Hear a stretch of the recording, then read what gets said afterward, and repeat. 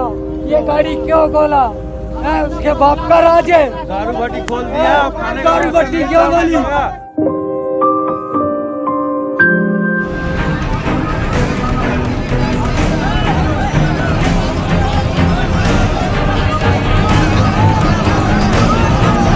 खाने पीने की कोई व्यवस्था नहीं है, कोई पूछने वाला नहीं है।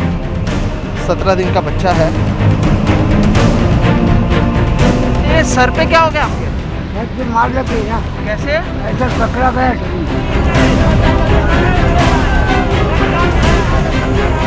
जो पटरी के रास्ते हैं, जो ट्रेन का जो रास्ता है, जो पटरियां हैं, उसी के सहारे सहारे आप लोग यहाँ पर आए हुए हैं।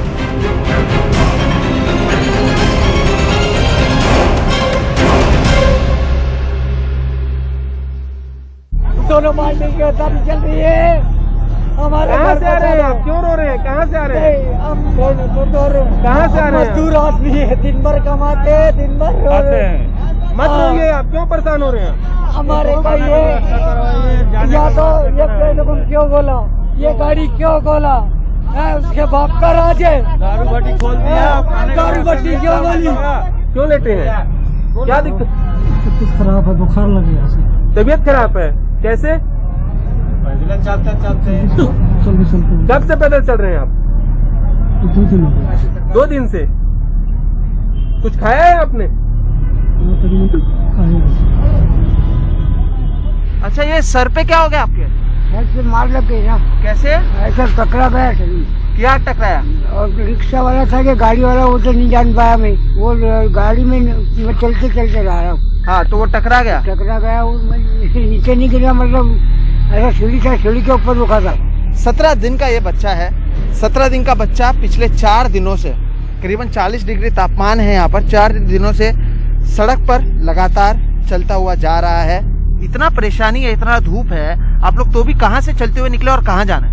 हम राम मंदिर से निकल के चल रहे हैं और वाशिंग तक जाना है। वाशिंग जाना है। इतना छोटा बच्चा है, क्यों आप उधर रुके क्यों नहीं और उधर से क्यों निकल गए? उधर बहुत बीमारी बढ़ रही है ना, इसलिए उधर से निकल। अच्छा, तो गाड़ी की व्यवस्था या कोई और व्यवस्था नहीं है? नहीं। आपका नाम क्या है? अजय कुमार तिवारी। तिवारी जी, आप कहाँ से निकले हैं? अभी खाना खाया? इससे पहले खाना कब खाया था? वो बम्बई से निकला था परसों। अभी इससे पहले खाना कब खाया था? कल्याण में। कल्याण में? हाँ, 7 बजे। कल 7 बजे, यानी लगभग 18-19 घंटे बाद खाना खा रहे हैं। 4 तारीख को चले थे। खाना मिला है गाजियाबाद के पीछे, नोएडा है चक्कर उसके पीछे। और कितने घंटे बाद खाना? उस घंटे बाद कम से कम 20 घंटे बाद मिला है। कहाँ से आ रहे हैं आप? हमारे हैं अलवर गाड़ी से। कैसे आए यहाँ तक? कैसे पहुँचे? पैदल ही आए हैं। कहीं पे रास्ते में ट्रक वाले पे लगा दिया, और ट्रक वाला आगे लाके पैसे मांग रहा है। पुलिस वाले ने तो ऊपर भर दिया उसमें। अच्छा। वो आगे आए तो ट्रक वाले ने 100 रुपए लिया 10 किलोमीटर लाने के। नमस्कार, मैं रवीश कुमार। तो आप देख रहे हैं देश की बात। आपने देखा और सुना हमारे अपने मजदूर भाइयों की व्यथा कथा।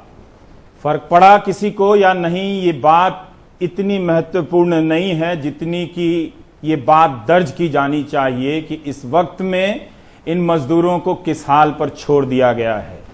माइग्रेंट आप कहते हैं, ये आपके लिए एक कैटेगरी होगा, प्रवासी मजदूर, लेकिन इसके भीतर भी कई प्रकार के प्रवासी मजदूर हैं। पलायन के भीतर भी कई प्रकार का पलायन है। एक स्वस्थ मजदूर का लगातार पैदल चलते रहना और एक गर्भवती महिला मजदूर का लगातार पैदल चलते रहना दोनों एक समान नहीं है। उसी तरह से एक राज्य से दूसरे राज्य के बीच मजदूरों का पलायन तो हो रहा है, पैदल, रेल से या बस से, लेकिन एक राज्य के भीतर भी एक जिले से दूसरे जिले की तरफ 600-600, 500-500 किलोमीटर की यात्राएं करने के लिए मजदूर मजबूर हैं और रास्ते भर में इनके पास खाने के लिए कुछ नहीं है। इसलिए हमने सोचा कि आज हम इस बात पर फोकस करेंगे कि ये मजदूर खाना क्या खाते हैं, मिलता क्या है इन्हें भोजन के नाम पर। बुधवार को सोहित के साथ बात करते हुए एक मजदूर ने कहा कि उसने सिर्फ चावल और नमक खाया है। सुपर पावर इंडिया का एक मजदूर चावल और नमक खा रहा है। ये बात सुपर पावर अमेरिका को इंग्लिश में मत बताइएगा, ठीक बात नहीं है घर की बात बाहर बताना। लेकिन आप सोचिए कि इन मजदूरों के भोजन का हिसाब हमारे संवाददाताओं ने इनसे पूछा है कि आपको अंतिम भोजन कितने घंटे पहले मिला। 17 घंटे, 15 घंटे पहले रोटी सब्जी दाल खाई थी या सिर्फ चाय, एक छोटा सा पैकेट बिस्किट का खाकर आप यात्राएं करते रहे। कई लोगों से हमारे संवाददाताओं ने, साथियों ने पूछा है और ये तस्वीरें उनके नाम और उनके खाने के हिसाब के साथ आपके स्क्रीन पर चल रही हैं। और आप देखिए और महसूस कीजिए कि एक शारीरिक शक्ति को बनाए रखने के लिए खास स्तर की पौष्टिकता, न्यूट्रिशन की जरूरत होती है, लेकिन भोजन 3-4 दिन से ना मिले और लगातार आप पैदल चलते चले जाएं तो पता चलता है कि किस तरह का नुकसान आपका शरीर उठा रहा है। और अगर इनमें से कोई संक्रमित हुआ तो वो इस बीमारी का सामना करने के लिए कितने कमजोर हो जाएंगे। सोहित मिश्रा हमारे साथ जुड़ गए हैं। सोहित, हम आपसे यही जानना चाहते हैं कि कल बुधवार को जब आपसे बात हो रही थी, आपने एक मजदूर से पूछा कि आपने चावल के साथ दाल और भाजी भी खाई, तो उसने कहा नमक खाया है। मैं ये जानना चाह रहा हूं कि आज सुबह से आप इतने मजदूरों के साथ गुजरे हैं, उनके साथ चलते देखा है, आप बता सकते हैं कि इस वक्त उन तक खाने का सोर्स क्या है, कैसे पहुंच रहा है, क्या दुकानें खुली हुई है, जेब में पैसे है कि लेकर खा रहे हैं, और खा रहे हैं तो ये क्या खा रहे हैं? बिल्कुल। देखिए रवि जी, अभी हम जहाँ पर मौजूद हैं, अभी के अभी आपको बता रहा हूँ, दाहिने तरफ कोई संस्था है जिन्होंने यहाँ पर खाना लाया है और मजदूरों की आप संख्या देख सकते हैं, आप लाइन देख सकते हैं कि उन्हें खाना देने की कोशिश की जा रही है। एक मजदूर अभी जस्ट खाना लेकर निकले हैं। क्या दिया है आपको खाने में? खाना दिया थोड़ा। हाँ, खाना क्या है? चावल है? हाँ, चावल और आलू की सब्जी मिला के दी हुई है। अच्छा, एक बात बताइए, इससे पहले आपने कब खाना खाया था? कल खाया था। कल खाया था। कल कितने बजे खाया होगा? 12-1 बजे। हाँ, 12-1 बजे, रात को 12 बजे। और उसके बाद दिन भर में क्या आपको कुछ मिला खाने? नहीं मिला। तो यानी कल रात को 12 बजे के बाद अभी आप खा रहे हैं 6 बजे। रवि जी, एक दूसरे व्यक्ति जिनसे मैं लगातार अभी पिछले 10 मिनट से जब हम रुके थे, आप एक तरफ देख रहे हैं कि कितनी लंबी कतार लग गई है। मुंबई में अगर हम होते तो अब पुलिस डंडा मारकर सोशल डिस्टेंसिंग की बात करती। मुंबई के बाहर है, लोग लगातार लाइन लगाए हुए मौजूद हैं। यहाँ पर कुछ संस्थाएं हैं जो इधर खाना पहुँचा रही हैं। दोपहर के समय क्योंकि धूप ज़्यादा था, लोग रुके हुए थे, तो खाना तब इसलिए यहाँ पर दिया जा रहा है। जिसके बाद अब एक बार फिर से ये मजदूर निकलेंगे। आप देखिए कि किस तरीके से टेम्पो की उधर हाथ फैलाया जा रहा है केवल एक 5 रुपए के बिस्किट के लिए, और उसमें भी जिसे मिल रहा है वो लेकर खुश हो रहा है, क्योंकि उन्हें नहीं पता है इसके बाद खाना कब मिल पाएगा। अब रवि जी, जिनसे मैं बात करना चाहता हूँ, मैं आपसे कह रहा था कि 15 मिनट पहले से मैं इनसे बात कर रहा था। 2 छोटे बच्चे हैं, एक और उनकी पत्नी के साथ वो यहाँ पर आए हुए हैं। यहाँ पर जब चावल दिया गया इन्हें, तो इन्होंने ये अपने बच्चों को दे दिया, अपनी पत्नी को दे दिया। ये ऐसी हैं। आपका पहले नाम बताइए, आप कहाँ से आए और कहाँ जा रहे हैं? अखार कूपन से आए सर। हाँ, अखार कूपन। और कहाँ जाना है आपको? हमको एमपी जाना है। एमपी जाना। कितने समय से चल रहे हैं आप? हम 5 दिन हो गए। 5 दिन से चल रहे हैं। अच्छा, आपने आखिरी बार खाना कब खाया वो बताएं। हमको सर कल मिला था शाम के 6 बजे। कल शाम को 6 बजे। एक बोला के खाना ले आ रहा है। हाँ, तो उधर रुक गए सब लोग। हाँ, फिर उसका पता ही नहीं चला। फिर दूसरे चौराहा गए तो उधर मिला था 6 बजे। क्या खाया था कल शाम को 6 बजे? चावल ही मिला था सर। चावल और चाम लीवर में। हाँ, चाम लीवर। सिर्फ चावल? हाँ, उसमें अच्छा, उसमें कुछ डालकर। अच्छा, तो आज दिन भर आपने क्या खाया? अभी मैंने देखा कि आपको जो खाना दिया गया है आपने वो बच्चों को दे दिया। आज दिन भर आपने क्या खाया? हाँ, अभी खाया। अभी खाया, यानी 24 घंटे बाद खा रहे हैं। तो रवि जी देखिए, 24 घंटे पहले इन्होंने खाया था जब किसी ने दिया था, 24 घंटे बाद वापस खा रहे हैं। एक दूसरी चीज जो मैं आपको दिखाना चाहता हूँ, आप देखिए इनके पैरों को। एक पैर में जूता है, एक पैर में चप्पल है। एक पैर में जूता और एक पैर में चप्पल क्यों पहने आप? सर टूट गया।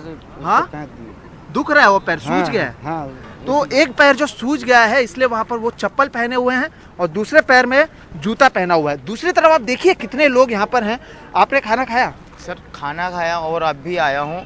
हमको कल निकले हैं 2 बजे दिन से, तो अभी यहाँ आने के बाद मुझे खाना मिला। वहाँ खड़ा हूँ, वासिन के पास खड़ा हूँ मैं। अच्छा, इससे पहले आपने खाना कब खाया था? नहीं मिला है।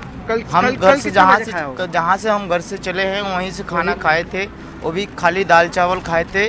कितने बजे खाया होगा आपने ये? खाया हम करीब 2:30 बजे दोपहर को। जी रवि जी देखिए, कल दोपहर 2:30 बजे के बाद अभी 6 बजे इन्हें खाना मिला है। तो समझिए 24 घंटे से ज्यादा का समय हो चुका है। अभी जो ये लोग खा रहे हैं सोहित, जी सोहित, अभी जो ये खा रहे हैं, हाँ। क्या सिर्फ चावल खा रहे हैं या इसमें दाल भी है, सब्जी भी है, और क्या रास्ते में दुकानें बंद हैं जिसके कारण ये खरीद कर नहीं खा पा रहे हैं? क्या इनके पास पैसे हैं भी?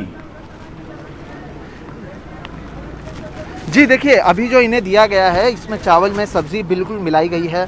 हम देख रहे हैं ये एक तरह का आप कह सकते हैं पुलाव है जो इन्हें दिया गया है। अच्छा एक बात बताइए, आपने कल खाना खाया था, बीच में कहीं पर दुकान खुला नहीं था इसलिए खाना नहीं खाया?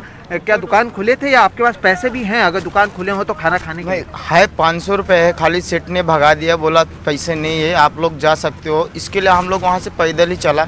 सेठ लोग हम लोग के सामने रो रहे तो हम लोग कुछ नहीं बोल सकते, सेठ भी रोता है, पैसा नहीं दे रहे। आप क्या काम करते हैं? हम होटल पे काम करते हैं। होटल में कहाँ पर? जी सर, हम करते हैं यहाँ डोंबिवली वेस्ट में काम करते हैं। डोंबिवली? हाँ। तो कितने दिन से चल रहे हैं? वहाँ से हम 2 बजे कल निकले कल हैं, दोपहर दिन में। 2 बजे हाँ। से। तो इनके मालिक ने इन्हें पैसा नहीं दिया है, इनके पास केवल 500 रुपया है, कह रहे हैं कि कुछ है नहीं। सड़क पर कहीं आपको होटल या कहीं पर कुछ खाने के लिए कुछ दिखा? वैसा दिखा है, पर वो बोला यहाँ टाइम लगेगा, 2 घंटा तक रुकना पड़ेगा। मैं बोला सर नहीं रुक सकता, हमको आगे भी चल के कुछ हो सकता है, मिल जाए, संभावना हो तो ले सकते हैं। उसके बाद कुछ मिला नहीं है सर अपने को भी। जी तो देखिए ये क्योंकि कहीं पर रुकना है और इन्हें आगे भी बढ़ना है तो कोशिश थी।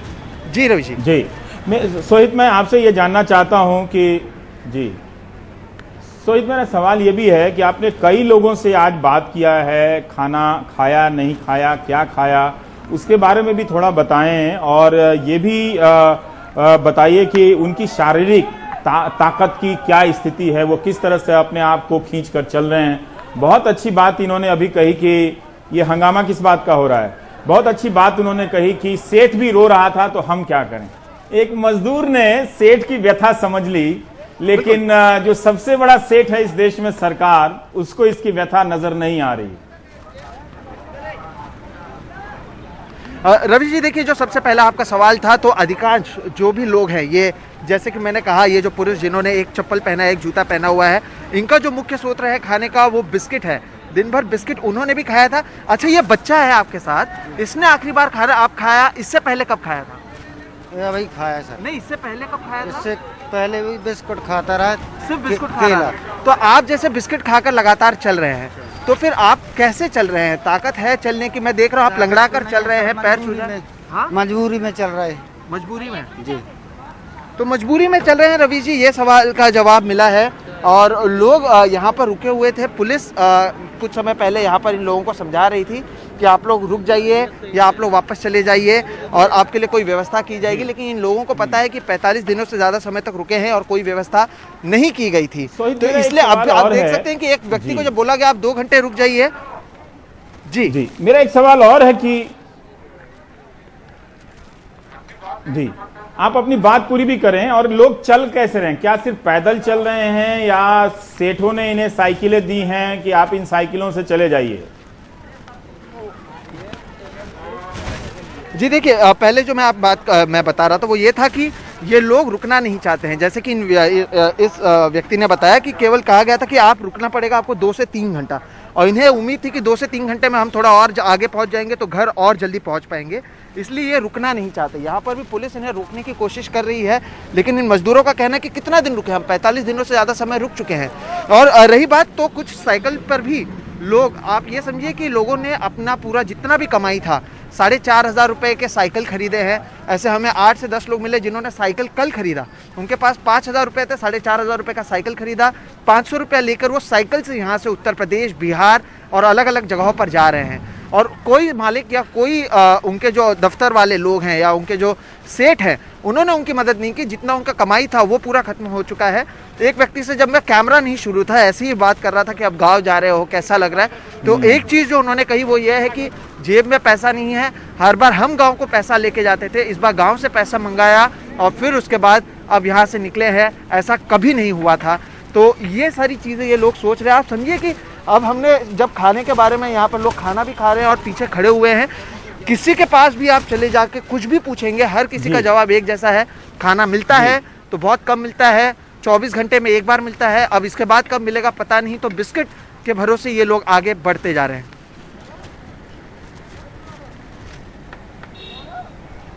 कुर्सी पर बैठे लोगों को इस बात की तकलीफ नहीं है और ये समय दर्ज कर रहा है।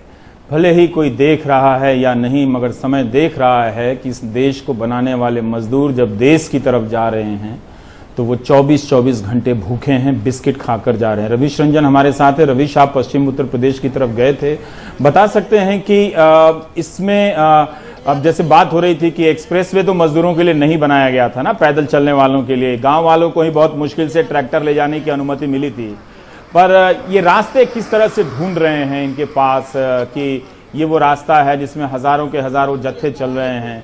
और आपने जिन लोगों से बात की है उनके अपने खाने पीने के क्या अनुभव रहे हैं रवीश? जी देखिए रवीश जी, मैं अभी जो है वो गढ़ मुक्तेश्वर में मौजूद हूं और आप ठीक मेरे पीछे देख सकते हैं कि यहां पर हाईवे के बीचों बीच जो डिवाइडर है उसमें सैकड़ों की तादाद में ये आप देखिए कि लोग बैठे हुए हैं डिवाइडर पर। तो डिवाइडर पर यहाँ पर बैठे हुए हैं और सड़क के उस पार जो है वो गढ़ मुक्तेश्वर का बस स्टॉप है जहाँ से बसें चल रही थी। तो अब इनको उम्मीद है कि हो सकता है कि बसें वहां से मिल जाए हमें। लेकिन आज हमारी कई सारे मजदूरों से बात हुई है, उनका ये कहना है कि जो राष्ट्रीय राजमार्ग है वहां पर पुलिस चूंकि तैनात है और पुलिस उन्हें बार बार वापस भेज दे रही है, कोई साफ नीति नहीं है कि आखिर श्रमिकों को रोका जाएगा या उन्हें भेजा जाएगा, इस बारे में कोई क्लियर नहीं है। तो इसी के चलते ये जो श्रमिक हैं, ये जो ठीक मेरे पीछे यहाँ पर आप देख सकते हैं कि बैठे हुए हैं, ये पानीपत, लुधियाना, सोनीपत से रातों रात जो है वो चले हैं। अधिकतर इनका जो सफर है वो रात को शुरू होता है, ट्रेन की पटरियों से शुरू करते हैं ये लोग और छोटे मोटे गांव के और कस्बों से होते हुए ये लोग अब जो है वो गढ़ मुक्तेश्वर पहुंचे हैं। चूंकि गढ़ मुक्तेश्वर में पिछले 3 दिनों से लगातार जो है वो बसें जा रही थी, तो इनको एक दूसरे से ये जानकारी मिली कि गढ़ मुक्तेश्वर में हो सकता है कि अगर ये पहुंच जाएं तो वहां से बसों के जरिए जो है वो उत्तर प्रदेश या बिहार के नजदीक पहुंच सकते हैं। अब ये आप परिवार देखिए, ये छोटी बच्ची है और इनके साथ में महिलाएं भी हैं। पिछले ये आज सुबह से चले हुए हैं, तड़के सुबह से तकरीबन 4 या 5 बजे से चले हुए हैं और अब ये पूरा दिन भर का सफर तय करने के बाद में ये यहाँ पर गढ़ मुक्तेश्वर में पहुंचे हैं। ये जो छोटी बच्ची है, अभी मैं पूछ रहा था इनके फादर से कि आखिर इस बच्ची ने इतने किलोमीटर का पैदल सफर कैसे तय किया, तो उनका ये कहना था कि हम 3 भाई हैं और तीनों भाइयों ने जो है वो बारी बारी से गोद में लेकर इस बच्ची का सफर तय करवाया है और फिर ये किसी तरीके से गढ़ मुक्तेश्वर पहुंचे हैं। लेकिन अभी भी बस की कोई उम्मीद अभी दिख नहीं रही है। तो आज रात को ये लोग गढ़ मुक्तेश्वर में ही रहेंगे, कल सुबह हो सकता है कि कोई बस मिले तब ये अपने पास जाएंगे। कुछ लोगों से हम बात करते हैं। आप कहाँ से आए हैं? दिल्ली से। दिल्ली से पूरा पैदल चलकर 90 किलोमीटर। हाँ। रवीश, मेरा साथ एक बच्ची सवाल भी है, है इसने कुछ कि सुबह से खाया कि नहीं? व्यवस्था को लेकर ये लोग क्या कहते पार्ले जी हैं? खाया था बस, और कुछ खाना खाती नहीं है। ये दूसरे की बच्ची है। अच्छा, एक चीज और बताइए कि आप लोगों पिछले 1.5 महीने से आप लोग दिल्ली में थे, खाने पीने की प्रॉब्लम हो रही थी, सरकार को लेकर आपके मन में क्या विचार है? क्या सरकार ने आपकी मदद की या आपको राशन मुहैया करवाया या आपको रोकने की कोशिश की कहीं? कुछ नहीं, हमारा कुछ नहीं। हा? कुछ नहीं कराया हमारा। हम 3 भाई है, 7 दिन काम करा था तीनों भाइयों ने, जो 7 दिन में हमने जितना पैसा कमाया लो अब 2-1 दिन से खत्म हो गया। हम मांगे तो मांगे, किससे पैसे हुआ? इस बार ये बच्ची भी हमारी बड़े भाई की बच्ची है, ये घूमने आई थी हमारे साथ, घर पे शादी थी कि चलो 20 दिन रहिए। ये ऐसा का पता थी कि नाम है लॉकडाउन लग जाएगा, न ये खाना खा रही है ना कुछ। खाना भी नहीं खा रही बच्ची? क्यों बेटू, आप खाना नहीं खा रही हो? बहुत ही मायूसी चेहरे पर आप देख सकते हैं कि है, चूंकि इनका ये कहना है कि पिछले 1.5 महीनों से जो है वो लॉकडाउन होने के बाद में उनके जो भी जमा पूंजी थी वो ये खा चुके हैं बैठ के, और अब किसी भी तरीके से ये अपने गांव पहुंचना चाहते हैं ताकि अपनों के बीच में अगर नमक रोटी भी ये मिले तो अपनों के बीच में रहकर वो खा सकें। लेकिन साफ तौर पर कहीं ना कहीं निराशा है। और रवीश जी, अभी हमारी तमाम सारे अधिकारियों से बात हो रही थी, किसी को कुछ भी नहीं पता है कि इन श्रमिकों को भेजना है नहीं भेजना है। कई सारे जो है वो हेल्पलाइन नंबर दिए गए हैं, लेकिन उन नंबरों पर कोई फोन नहीं उठाता है। इस तरीके की तमाम सारी दिक्कतें हैं। अभी गाजियाबाद में हमारी बात हो रही थी, उनका ये कहना है, यहाँ के गढ़ मुक्तेश्वर के प्रशासन का कहना है कि गाजियाबाद के लोग अगर वहां से बस चलाते तो यहाँ भीड़ ज्यादा ना होती। तो ऐसे तमाम सारी दिक्कतें हैं और अभी कुछ पता नहीं है कि आखिर श्रमिक कैसे घर वापस जाएंगे। कुछ लोगों को हालांकि भेजने की कोशिश कर रही है सरकार, लेकिन अभी भी तमाम हजारों लाखों की तादाद में जो श्रमिक हैं वो पंजाब और हरियाणा से पैदल ही चल रहे हैं। और दिन भर जो है वो गढ़मुक्तेश्वर में भीड़ को कम करने की कोशिश रहती है, बसों के जरिए लोगों को पहुंचाने की कोशिश रहती है, लेकिन रात भर में फिर से जो है वो गढ़मुक्तेश्वर में हजारों लोग पहुंच जाते हैं। जी, हजारों लोग आ जाते हैं। रवीश और सोहित, आप बहुत अच्छा काम कर रहे हैं, अपना ख्याल रखिएगा। बहुत ही बढ़िया आप लोगों की रिपोर्टिंग है और आप सारे जरूरी सवाल भी पूछ रहे हैं और दर्शकों के सामने ला रहे हैं। दो सूचनाएं हैं कि कर्नाटक ने जो पहले तय किया था कि श्रमिकों को रेलगाड़ी से नहीं भेजेगी, अब जब बहुत हंगामा हुआ तो सरकार ने अपना इरादा बदला है। दूसरा यह है कि जैसा कि रवीश रंजन बता रहे थे कि कुछ मजदूरों को सरकार भेजती है लेकिन फिर से आ जाते हैं। यूपी सरकार ने कहा कि 6.5 लाख से ज्यादा मजदूरों को सरकार ने वापस लाया है। क्या पैदल चलकर पहुंचने वाले मजदूर भी सरकार के अपने ही मजदूर हैं? अपने से मेरा मतलब सिर्फ इतना है कि क्या सरकार के उस 6.5 लाख की संख्या में शामिल है? ब्रेक के बाद बात करेंगे, लेकिन ट्रेन से एक मजदूर ने वीडियो रिपोर्ट भेजी है, वो सीख गए हैं। अगर आप उनकी तरफ ध्यान नहीं देंगे तो वो अपना वीडियो बनाकर वायरल करने लगेंगे। हम लोग को यहाँ बिरम गांव में लाकर ट्रेन में बैठाया गया 8 बजे, और 8 बजे ट्रेन वहाँ से खुली है और 6 बजे हम लोग को 1 बिस्किट और 2 रोटी और 1 रेल नीर का बोतल पानी मिला था। और इसके बाद अभी हम लोग 12 बंकी से आगे निकल चुके हैं, जो कि हमें अभी तक कोई खाना और पानी के लिए कोई हम लोग के पास अभी तक कोई स्टेशन से कोई सामान मिला नहीं खाने पीने का। इसलिए हमें अपने सरकार, बिहार सरकार से निवेदन है कि हम लोग की कुछ मदद की जाए।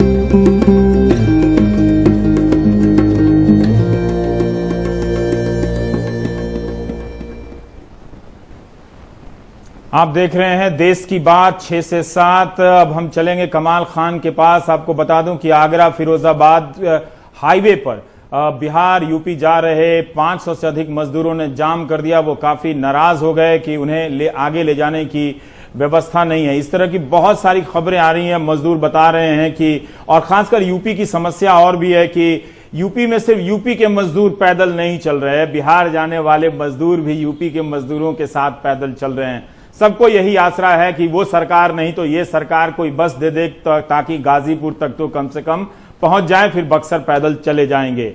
कमाल हमारे साथ है। कमाल, हम जानना चाहते हैं कि योगी आदित्यनाथ मुख्यमंत्री उत्तर प्रदेश कह रहे हैं कि 6.5 लाख से अधिक मजदूर उत्तर प्रदेश सरकार लेकर आई है और सभी मजदूरों को वापस लाएगी, लेकिन यहां तो बहुत सारे मजदूर खुद अकेले ही चले आ रहे हैं। क्या ये लोग भी उस 6.5 लाख या सरकार की अपनी नीतियों में सभी मजदूरों में शामिल हैं जो पैदल चलकर खुद से आ रहे हैं? नहीं, देखिए ऐसा है कि सरकार ने कहा है कि यूपी के जितने भी मजदूर बाहर हैं हर मजदूर को सरकार लाएगी। जब से ये श्रमिक ट्रेन चली है तब से 30,000 मजदूर आ चुके हैं, 32 ट्रेनें आ चुकी हैं, 67 ट्रेनों के साथ और मुआहिदा है। लेकिन उसमें एक दिक्कत है कि ये मजदूर जो हैं जानवरों की तरह भर के नहीं आ सकते हैं, तो सरकार हर स्टेट से कह रही है कि हमें मजदूर का नाम और उसका पता कि वो किस जिले का है एक लिस्ट दीजिए, ताकि एक ट्रेन की रूट होगी और उस रूट पे पड़ने वाले जितने जिले हैं उस जिलों के मजदूर लाए जा सकें। फिर हर जिले में जितने मजदूरों की संख्या होगी उनको उनके क्वारंटीन सेंटर तक पहुंचाने के लिए बस का इंतजाम करना पड़ेगा। जब मजदूर उतरते हैं तो उनकी थर्मल स्क्रीनिंग होती है, उसका इंतजाम करना होगा, और कुछ उनको नाश्ता दिया जाता है जो लौट के वहां से आते हैं।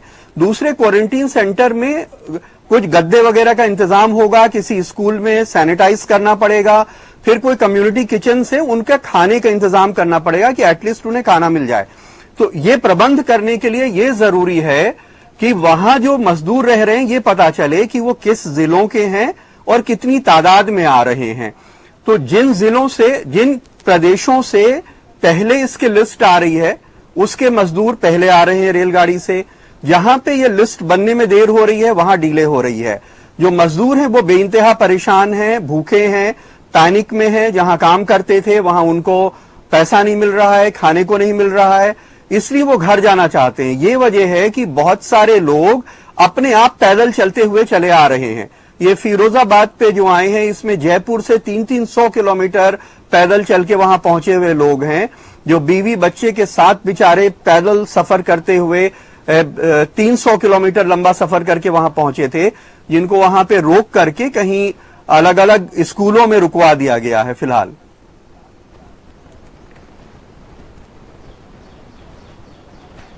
पर कमाल, जो गांव में इतनी बड़ी संख्या में, अगर सरकार की ही माने 6.5 लाख लोग पहुंचे हैं, तो इतनी बड़ी संख्या में गांव में क्या स्थिति पैदा हो रही है उसके आसपास इतने सारे मजदूरों के पहुंचने से?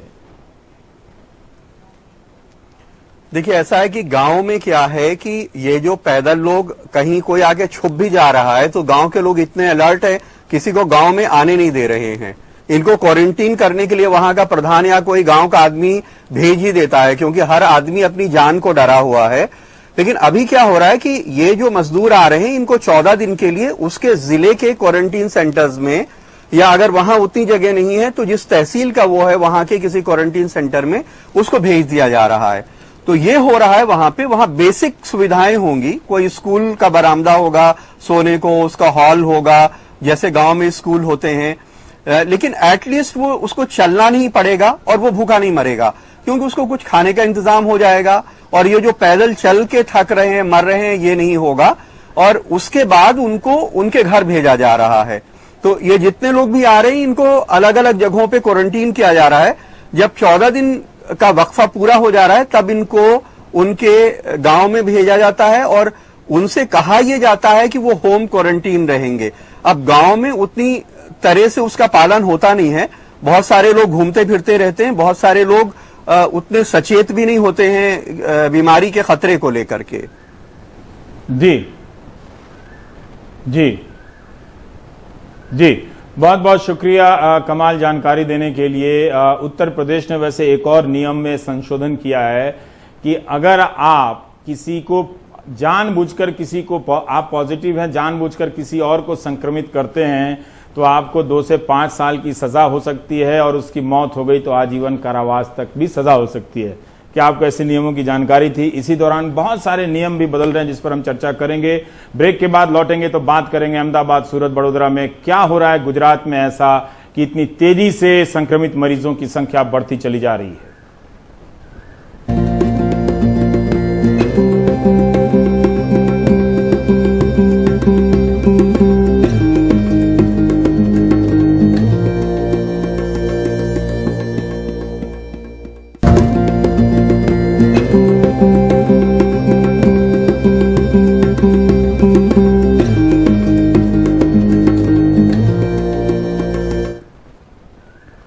और अब हम बात करेंगे गुजरात की।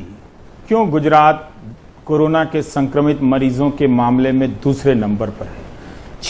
6 मई की शाम अचानक फैसला होता है कि अहमदाबाद पूरी तरह से बंद, सिर्फ दूध और दवाई मिलेगी। ऐसी क्या स्थिति आई, और जब ये स्थिति आ रही थी तो क्या आप सब दर्शकों को मीडिया के जरिए इसकी जानकारी मिल रही थी? कई लोगों ने गुजरात से हमें संदेश भेजे कि गुजरात पर फोकस नहीं। हमारे साथ मनीष पानवाला हैं, नीलेश ठक्कर भी हैं। मनीष, हम ये जानना चाहते हैं कि स्थिति क्या बिगड़ रही है गुजरात में? 6600 से ज्यादा केस हो चुके हैं, उसमें अकेले लगभग 4400 केस आपकी राजधानी अहमदाबाद से हैं। जी बिल्कुल रवि जी, पहले से ही गुजरात पे फोकस कुछ कम गवर्नमेंट का रहा है। सेंट्रल गवर्नमेंट की ओर से जिस प्रकार से जो किट वगैरह जो मिलनी चाहिए वो मिली नहीं, और यहीं की सरकार भी जिस प्रकार से मामले की जांच होनी चाहिए पॉजिटिव मामले की, वो उसमें दरकार नहीं रखी थी। कोविड हॉस्पिटल जिस प्रकार से घोषित कर दी गई थी, लेकिन जो पेशेंट होते थे उनको इस प्रकार से ट्रीटमेंट में काफी सारे वीडियो मिले हैं रवि जी पहले कि जो पेशेंट आते हैं उनको ठीक से ट्रीट नहीं किया जा रहा था। तो एक काफी समय से ये मामला चल रहा था। जैसे ही जो मामला हर रोज गुजरात में देखे तो करीबन 200 से 250 के रेंज में सिर्फ अहमदाबाद में बढ़ता था। आज की तारीख में भी देखें तो अहमदाबाद में करीबन 5000 के करीब मामले पॉजिटिव केस के पाए गए हैं और 298 डेथ अब तक हो चुकी है, और जिसके सामने जो डिस्चार्ज रेशियो है वो काफी कम है, वो करीब 1000 के करीब डिस्चार्ज रेशियो बताया जा रहा है।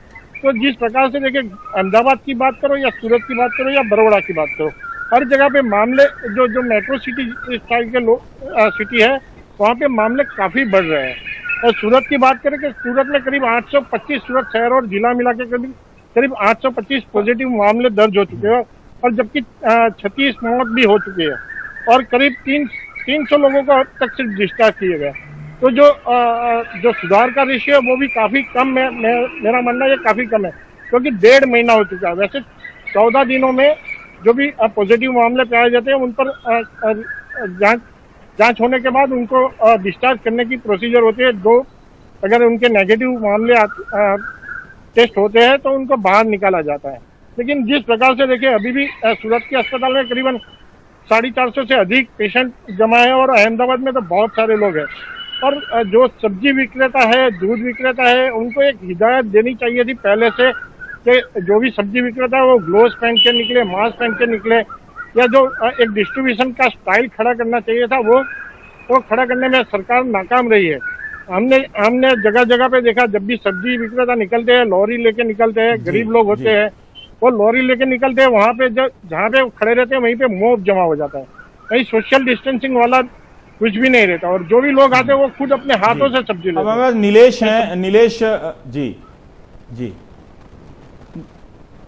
नीलेश, आप बता सकते हैं कि मनीष ने जिस तरह से बताया है कि सरकार ने जागरूकता को उस तरह से जन जन तक नहीं पहुंचाया, लोग नहीं समझ पाए। जो इन 40-45 दिनों की तालाबंदी में लोगों का एजुकेशन होना चाहिए था, शिक्षण होना चाहिए था, पर जिस तरह से लोगों ने शराब की दुकानों पर, आपके राज्य में तो नहीं लेकिन दूसरी जगह प्रदर्शन किया है, उससे उम्मीद तो यही है कि जितनी हमारी तैयारी थी उस पर पानी फिरने की ये पूरा इंतजाम हो गया। पर मैं ये जानना चाहता हूं नीलेश कि वजह आपको क्या लगती है कि गुजरात अति आत्मविश्वास का शिकार हो गया, या आज अहमदाबाद मिरर में पढ़ रहा था कि गुजरात जो है बिहार और राजस्थान से भी कम अपने स्वास्थ्य बजट पे खर्च करने लगा था, वहां एनीमिया के ज्यादा पाई जाती है, बच्चों में भी, बड़ों में भी, और यहां तक कि गुजरात में जो राष्ट्रीय औसत है उससे भी ज्यादा जो बच्चे हैं वो स्टंट पाए जाते हैं, यानी उनका कद नहीं बढ़ रहा है।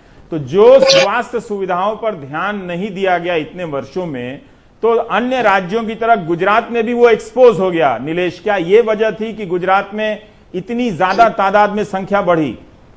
रवीश जी, अभी आपको मैं बताऊं तो शायद आपको शौक लगेगा, ये सिर्फ शुरुआत है। अभी ग्रामीण इलाकों से केस नहीं आए हैं। जिस तरह से इंडस्ट्रीज को खोल दिया गया है, जिस तरह से सुबह शाम वडोदरा और सूरत, अहमदाबाद तो खैर कल से बंद किया है, सिर्फ दवाई और दूध ही मिलेंगे, लेकिन अगर वडोदरा और सूरत को भी नहीं रोका गया और रिस्ट्रिक्ट नहीं किया गया तो आने वाले दिनों में हो सकता है और भी चौंकाने नंबर आएंगे और केसेस बढ़ सकते हैं। ग्रामीण इलाकों में अभी भी यहाँ पे जो जिला में जितनी इंडस्ट्रीज है, जितने भी लोग काम पे जा रहे हैं, कितने सारे सरपंचों ने इसको मना किया है, बैन लगाया है कि इंडस्ट्रीज के लोग जो है, जो शहर से आते हैं और जिस तरह से कंपनियों में आते हैं, प्रोटेक्शन के साथ जरूर आते हैं, लेकिन एक गांव में भी डर का माहौल है। और जहां तक नंबर बढ़ने की बात है, मुझे ऐसा लगता है कि वडोदरा और सूरत में सुबह और शाम को लॉकडाउन का अमल बिल्कुल नहीं हो रहा है। लोग सब्जी लेने के बहाने अपने घर से बैग खुद ही भर के निकलते हैं और रास्ते पे जाके दिखाते हैं कि सब्जियां लेने जा रहे हैं, तो ग्रोसरी लेने जा रहे हैं जी। तो लॉकडाउन जैसा मुझे दिख नहीं रहा है। वडोदरा में बताऊं तो कितने इलाके ऐसे हैं जो सुबह शाम, वाघोडिया रोड हुआ या मकरपुरा हुआ, ऐसी सारी जगह पे आम सुबह आपको लगेगा ही नहीं कि यहाँ लॉकडाउन है। लोग बेबाकी से घूम रहे हैं, लोगों को इसका गंभीरता नहीं ले रहे हैं। प्रशासन को और कड़क इसमें कदम उठाने पड़ेंगे, और जैसे अहमदाबाद को बंद किया है, उसी तरह से वडोदरा और सूरत को भी बहुत बंद बहुत करना। शुक्रिया नीलेश और मनीष जानकारी देने के लिए। जी बहुत बहुत शुक्रिया आप लोगों की का जानकारी देने के लिए। तो आप देख रहे हैं देश की बात 6 से 7 में कि किस तरह से जो तालाबंदी की तस्वीरें ड्रोन कैमरे से आपको दिखाई जा रही थी, दरअसल वो एक तस्वीर थी। लाखों मजदूर इस वक्त पैदल चल रहे हैं। शहर के कई ऐसे इलाके आपको मिलेंगे जहां पर भीड़ है, हजहज है, गहमा गहमी है। पर गुजरात के लोगों को भी समझना होगा कि आप अपनी तैयारी जरा ढंग से कीजिए, शर्तों का पालन कीजिए, साफ सफाई का ध्यान रखिए। कोरोना जो है वो किसी प्रकार का किसी से भेदभाव नहीं करता और आलसी लोगों को माफ नहीं करता। तो जरा भी आलस ना करें और सहयोग करें और सफाई का पालन करते रहें। ब्रेक के बाद जब लौटेंगे तो देश की बात इसी तरह से होती रहेगी खरी खरी। देखा ना आपने, पता चला आपको कि कहां कहां क्या क्या नहीं हो रहा है, लेकिन जय जयकार जब होता है ट्विटर पर सब अच्छा अच्छा लगता है। देश की बात सच्चा सच्चा लगते हैं। देखिए अभी ब्रेक के बाद।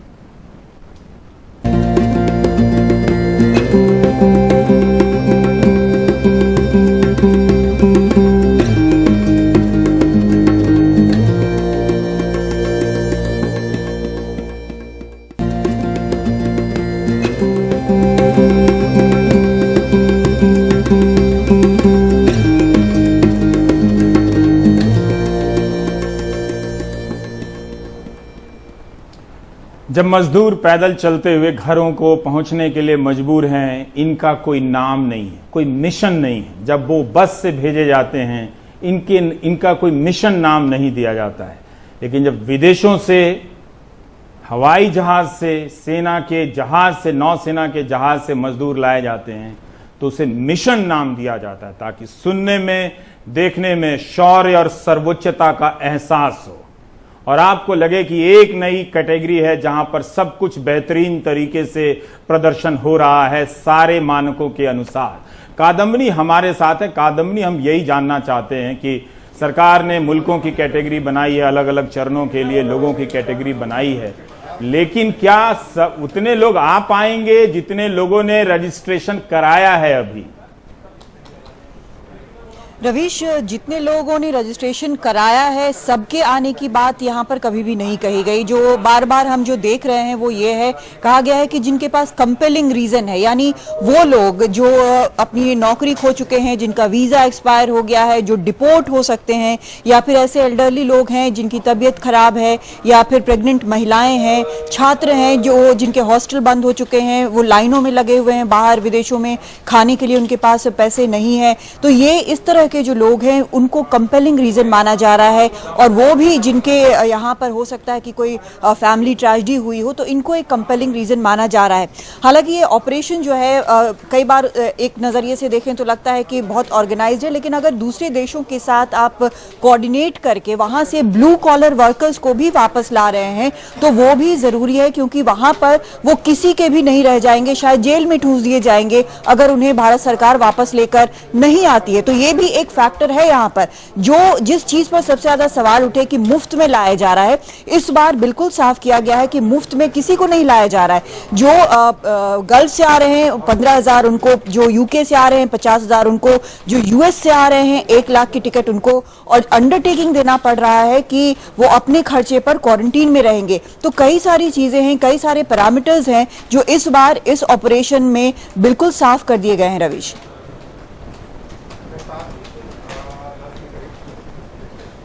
पर क्या कादम्बनी अगर जानकारी हो तो उनको पता है कि अगर वो मुंबई एयरपोर्ट पर उतरे तो वहां के होटल में क्वारंटीन पे रहेंगे, या बुल्ढाना जाकर या फिर औरंगाबाद जाकर वहां के होटल में क्वारंटीन पे रहेंगे?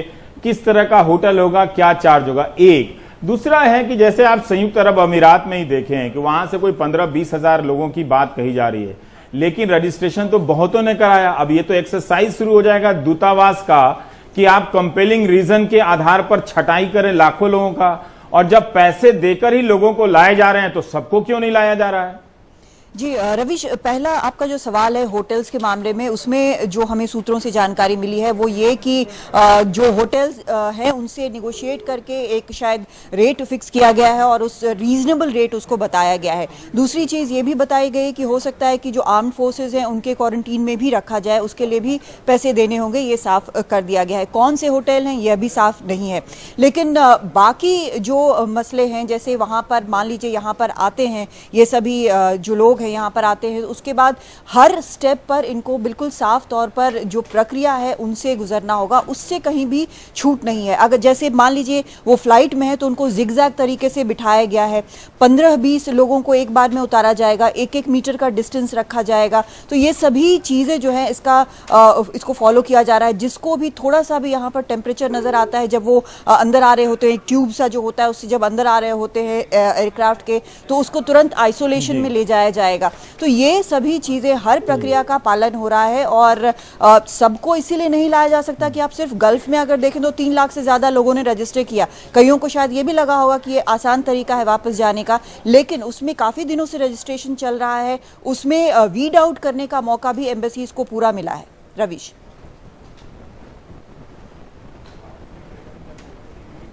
जी, बहुत बहुत शुक्रिया कादम्बनी जानकारी देने के लिए। तो आप देख रहे थे देश की बात 6 से 7 और सोमवार से शुक्रवार तक आप रोज़ देखेंगे मेरे साथ, और कोशिश यही होगी कि जो साधारण लोग हैं, हमारे गांव गरीब देश कस्बों के जो लोग हैं, महानगरों में भी और अपने अपने वतन के हिस्से में भी, उन सब की परेशानियां और उनके साथ हो रही इस दिक्कतों को सामने लाया जाए। देखिए अभी सरकार एक तरफ से बोल जाती है, अपील कर रहे हैं कि आप सैलरी किसी से ना लें, लेकिन क्या ये वास्तविकता है? इस देश की वास्तविकता नहीं है। और यही नहीं, जो कन्फेडरेशन ऑफ जो कैट है, जो confederation of all India traders के जो प्रवीण खंडेलवाल हैं, इन्होंने तो लिख कर दे दिया है पीयूष गोयल को कि अप्रैल की सैलरी देने की स्थिति में नहीं है, मार्च की दे दी सरकार की बात मानकर, ये बहुत है। तो इस तरह से अब बहुत सारे लोगों को अप्रैल की सैलरियां नहीं मिलेंगी। हम देख रहे हैं अपने आसपास किस तरह की समस्याएं उमड़ घुमड़ रही हैं, देख रहे हैं। भले वो आवाज अभी सतह पर नहीं आई हैं या नहीं लाई जा रही हैं, मगर वो आ जाएंगी, और वो आएंगी तो देश की बात में आएंगी, यहीं आएंगी। आप देखते रहिए हमारे साथ देश की बात 6 से 7। नमस्कार।